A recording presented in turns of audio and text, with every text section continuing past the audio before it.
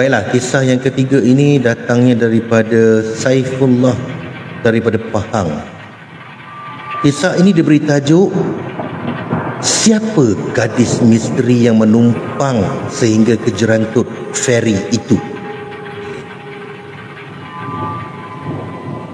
Bila kita mendengar kisah-kisah penumpang misteri yang menumpangi kenderaan, aku juga pernah melalui kisah yang sama lama dulu di kampung halaman aku di Pahang. Kisah ni dah lama, awal tahun 2000-an katanya. Rasanya aku ingat lagi pada malam tu aku nak ke rumah abang aku di Ceka, Kuala Lipis. Waktu ketika itu sudah hampir jam 12 malam. Aku baru nak bergerak dari rumah aku di Kuala Tembeling, Pahang. Jarak dari rumah aku untuk ke rumah abang aku tu lebih kurang 50 batu jauhnya. Jadi aku terpaksa bergerak malam tu juga sebab esok pagi aku kena pergi pekan Kuala Lipis untuk uruskan hal penting. Kalau esok pagi baru nak bertolak, alamatnya memang lambat lah urusan tu selesai nanti. Sebab tu aku buat keputusan bertolak malam tu juga ke rumah abang aku ni.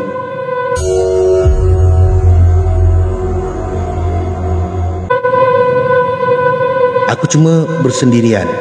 Anak-anak dan isteri tak ikut sebab esok hari bersekolah. Jadi hanya siaran radio dalam kereta yang menjadi peneman sepanjang perjalanan. Jadi masa waktu dia bawa kereta tu dia buka radio lah.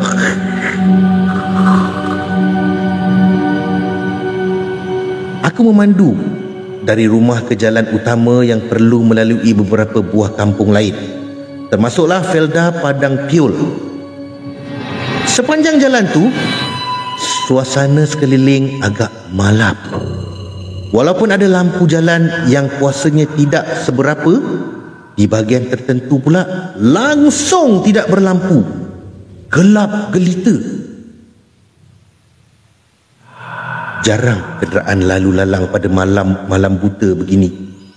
Walaupun ia laluan utama untuk ke Pekan Jerantut, hanya sesekali saja kereta yang aku berselisih dengan kenderaan lain.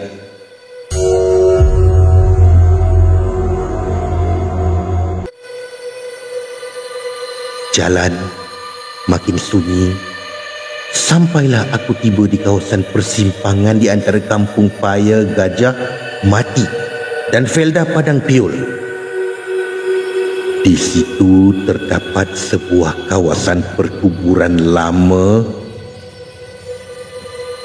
Ramai yang kata kawasan tu agak keras.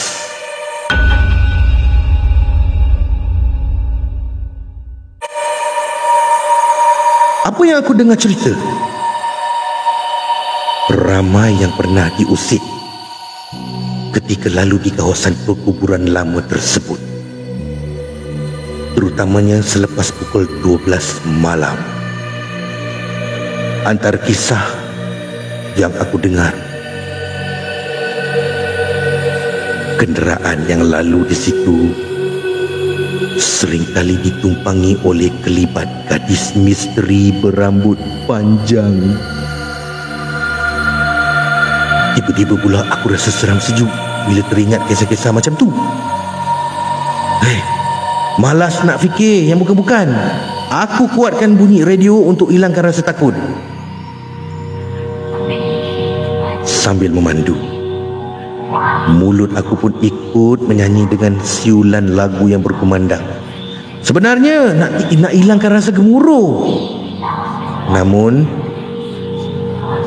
ketika aku tiba di persimpangan jalan utama Jerantut Kuala Tahan, aku mula tak sedap hati. Sepintas lalu bila aku lihat cermin pandang belakang, ekor mata aku mengesan sesuatu yang aneh. Ada bayang-bayang berwarna putih di tempat duduk belakang. Masa tu dada aku berdebar. Tapi aku cuba bawa bertenang. Takut nanti aku panik tak dapat kawal pemanduan. Tapi aku yakin ada sesuatu di tempat duduk belakang. Mulanya, aku sangka kelibat tu hanyalah pantulan bayang daripada lampu jalan. Lagipun jalan tersebut agak gelap. Mungkin ia pantulan daripada luar yang tampak berbalam-balam. Apabila aku melalui kawasan yang berlampu, aku cuba lihat semula melalui cermin pandang belakang. Kali ini, gambarannya lebih jelas. Sah. Memang sah. Ada benda yang sedang menumpang kereta aku.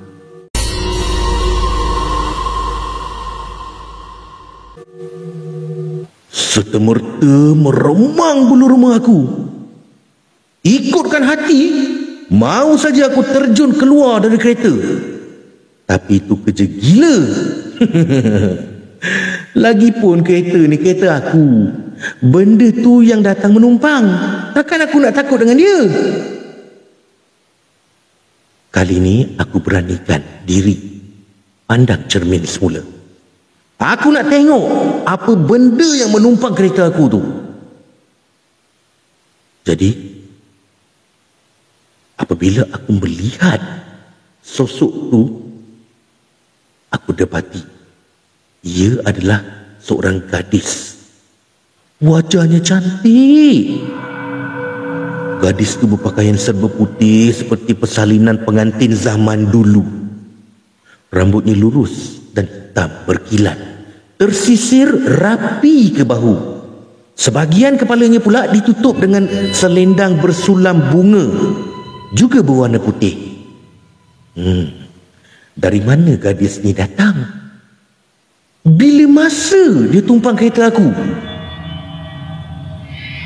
Dalam aku bertanya sendirian dalam hati tu, aku pandang cermin sekali lagi. Sudah. Kali ni apa yang aku lihat berbeza dari tadi. Sekelip mata gadis cantik itu berubah rupa. Rambutnya yang tadi tersisir rapi sudah bertukar kusut dan mengurai sehingga paras pinggang. Wajahnya yang ayu bertukar pucat lesi macam mayat. Pakaiannya yang tadi elok bertukar compang-camping. Keadaannya menyedihkan. Tiba-tiba, seluruh ruang udara di dalam kereta bertukar menjadi busuk. Ya Allah! Busuknya.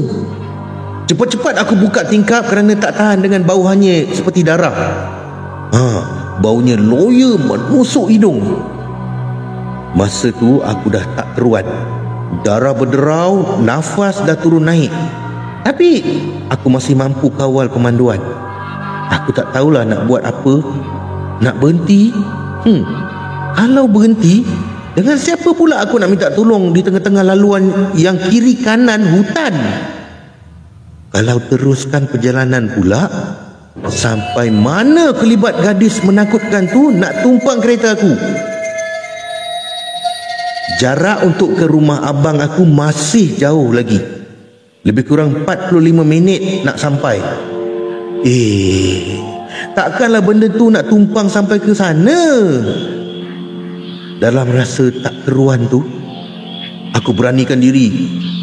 Aku lihat lagi cermin pandang belakang. Kelibat gadis tu masih terpaku sambil menundukkan wajah. Sambil tu, aku baca juga segala ayat-ayat suci yang terlintas dalam kepala, walaupun tunggang langgang. Asalkan baca. Lebih baik daripada tak baca langsung kan?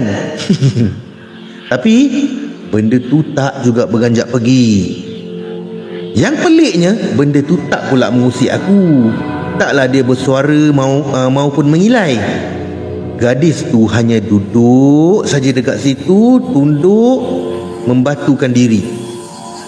Walaupun lutut aku dah menggigil takut, tapi kaki aku tetap menekan pedal minyak. Masa tu aku takkan tekan semaksimum mungkin. Tapi makin ditekan, kereta aku rasa semakin lambat.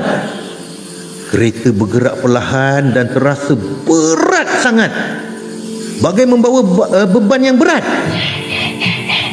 Masa tu aku terpandang ke arah batu penanda kilometer di tepi jalan. Jerantut feri 2 kilometer. Hanya 2 kilometer lagi, tapi jarak tu aku rasa terlalu jauh nak sampai. Jadi kereta pun bergerak perlahan walaupun aku dah tekan habis pedal minyak. Masa tu aku berdoa, ya Allah, janganlah kereta berhenti di tengah jalan. Biarlah perlahan asalkan boleh bergerak. Akhirnya, ketika tiba di jambatan Sultan Abdullah berhampiran kampung Jerantut Feri, gadis yang menumpang kereta aku tadi hilang daripada pandangan. Aku lihat dari ekor mata, gadis tu pergi macam tu je lah. Gaib menembusi pintu kereta tanpa dibuka. Sempat aku toleh pandang ke arah luar, aku nampak kelibat gadis tu yang serba putih tu sedang turun ke arah sungai Pahang. Gadis tu nak ke mana ya? Tapi yang menyeramkan aku ialah kakinya tidak menjejak tanah, terawang-awang terbang.